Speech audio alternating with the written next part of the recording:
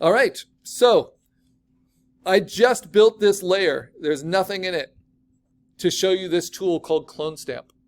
To use Clone Stamp, especially for the first time, I recommend that you do it on top of a merged layer like this. This is the merged layer that we made of our creature.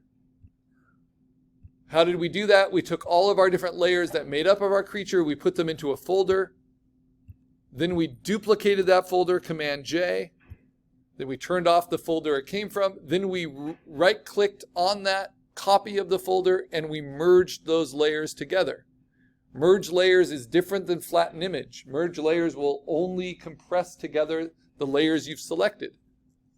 Then we trimmed the edges of that and we played with dodge and burn and sponge to get to this result, right? That was in the last video. Now that we have this result, I make a new layer on top and I mark it red and I label it Clone Stamp. And this is to fix the mistakes or to patch things in. Big or small. Mine are a little small, but they're right here. So I have the outside of this ear and it gets interrupted by something it shouldn't be interrupted by, because this ear should go on top of those spikes. So how does Clone Stamp work? It's the tool above the eraser tool. You find it in that drawer. Nope. Where is it? It's the tool that's in the tool with the eraser. Interesting. It's a little different than Photoshop that way. But that's the Clone Stamp tool. Looks like a stamp, right? It's a really common tool in Photoshop and in raster-based programs. Look at the tool options at the top. What looks a little different is they have this source box. You're going to change that source to be all layers. Okay?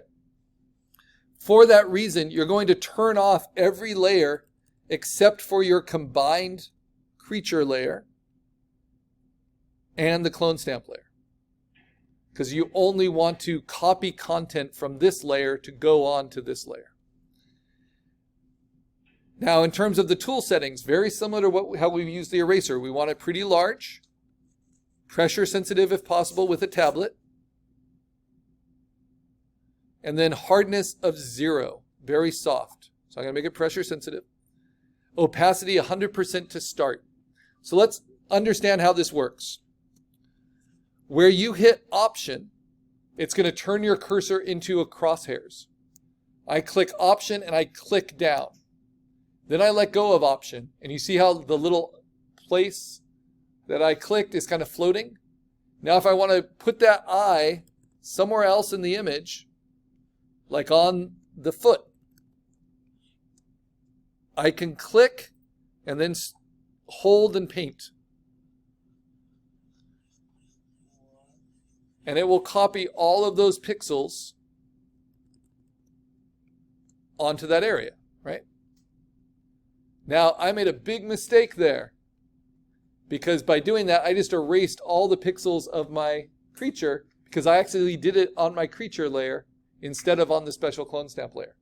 That was to show you, even though it was unintentional, it shows you that this is a dangerous tool, right? So I'm going to go back before I Clone Stamped. This time I'm going to do the same thing, but I'm going to do it on the Clone Stamp layer.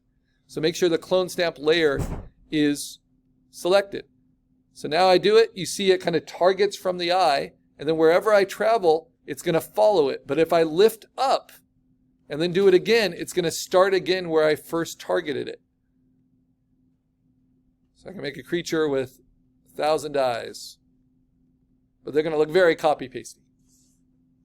But what's nice about this is it's on a Clone Stamp layer, now not on my actual layer. So if I wanted to blend them in, I could use my eraser at a low opacity, nice and big, and I could start to blend those eyes into the texture, right? Which is kind of a cool idea, but not something I was planning on doing. But is it necessary though? Well, there are times when it's necessary, because our goal is to make something believable, right? So where is it necessary? It's not necessary to make eyes on my neck, but it is necessary to fix this mistake. So Clone Stamp nice and targeted, I'm going to use the texture from, let's see, from here. It's going to be a little delicate, and then carry it to here, right? Then I'm going to take the texture from here, holding down Option and Target, carry it to here. You see how I'm kind of recreating the edge of the ear there that was covered up.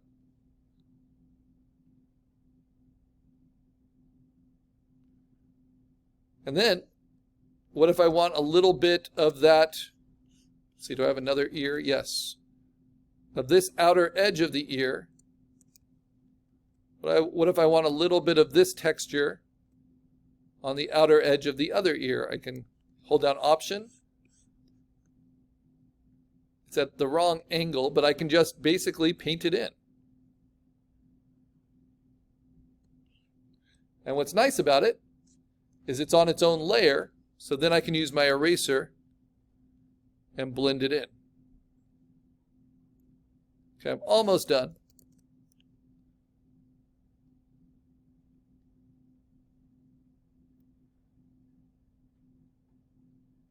So that helped with that problem, right? I don't know if I needed it here. It is kind of nice to have a slightly brighter edge to the ear. I can also use my lasso and find a new edge to trim. Like that. Okay, now here's the other problem. The ear needs to also go in front here. So I can use that clone stamp. Grab this, carry it down, move it in front. Voila. That's all there is to it.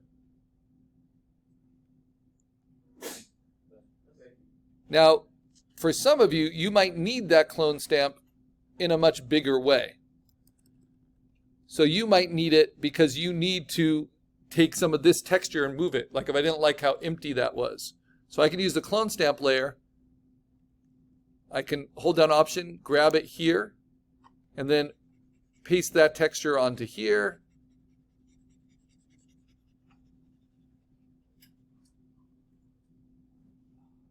Like kind of a shell that opens up for the wing in my case. But in your case, it might be that you need that tiger stripe to go all the way onto the neck or the tail, you know, whatever it might be.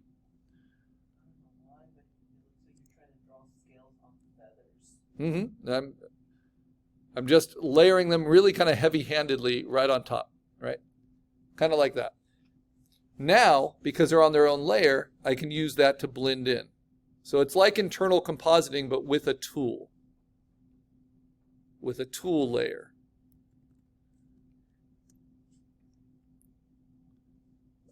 And if you need it, you'll know. Like if there are areas you just need to fill in, you'll know. And otherwise, you don't need to worry about it. But Clone Stamp is a really, really helpful tool.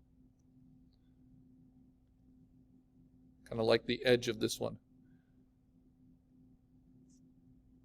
So whether it's needed or not, it's something that you can play with and you might like, as long as you use it well and don't overuse it, you might like the effects of it and how it kind of brings textures together. And then because it's on its own layer, remember you can also dodge and burn it. You can also play with direct adjustments on it. Actually, I wanted burn.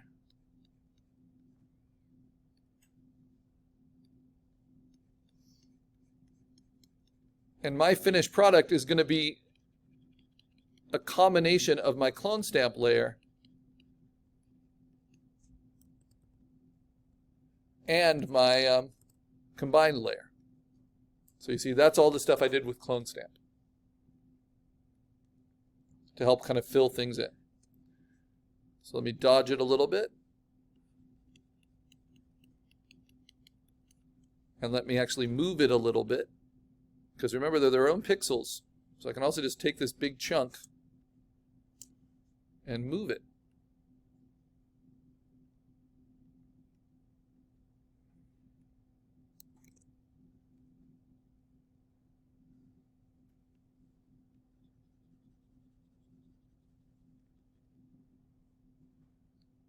And then I decide, well, do I like the wing better with it or without it?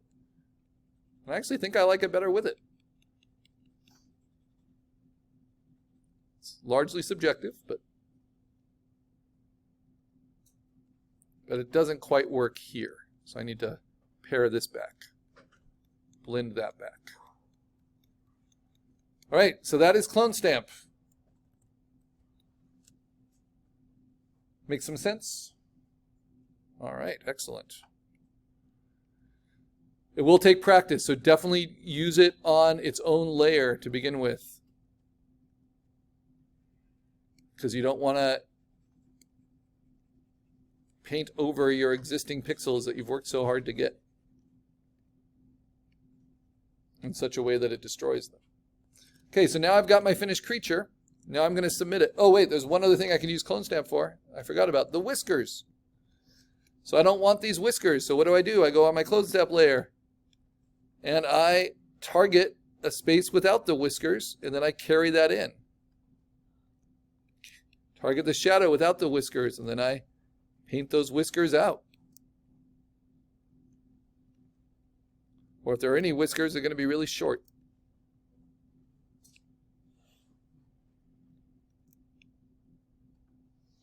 And remember, this is pretty safe to do because it's all on a layer on top. So it can be adjusted and blended.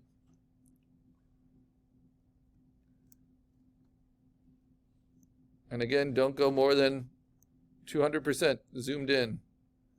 Don't be clone stamping at 300%, 400%. It's a waste of your time to get all these little details. And we're not going for perfection. I say it a lot. We're going for introduction to these skills. You can also use the clone stamp at lower opacities. So if I need a transition, I can use it the same way, but this time it will only blend with what's underneath and transition into it, like a ridge under the eye.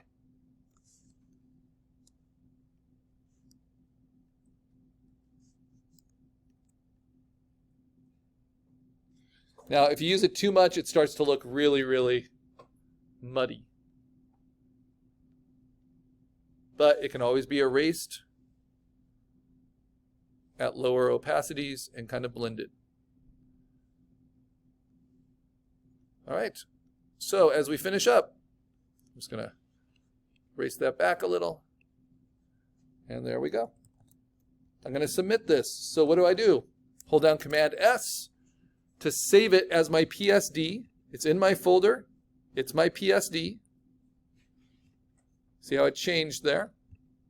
Now I need to make it a online format by exporting it as a PNG. But before you do that, make sure you have the checkerboard behind it, that you've cleaned up all debris, because we want a clean cutout. Now, of course, submit whatever you can by the deadline. But by next class on Wednesday, we want to have a clean cutout submitted. Now, I saved it as a PNG right before I did the clone stamping, so you can see the difference. So this is without it. It just has a gray background because that's how preview shows an empty space. And this is with it. And you notice it's not a huge change, but it fixes those little things that would have bugged me otherwise. Make sense? All right. On the ear and on the wing. Yeah.